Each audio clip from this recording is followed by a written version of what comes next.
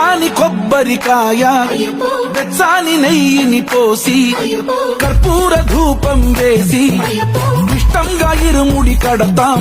నువ్వు ఎత్తుకుంటే చాలు ఎన్ని పూలకాలు కంఠమెత్తి పాడుకోగా తల్లి స్వామి కదిలిరాగా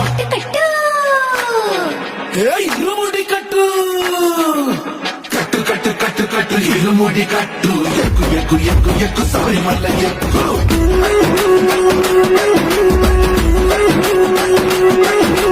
అయ్యప్ప అయ్యప్ప అయ్యప్ప అయ్యప్ప అయ్యప్ప అయ్యప్ప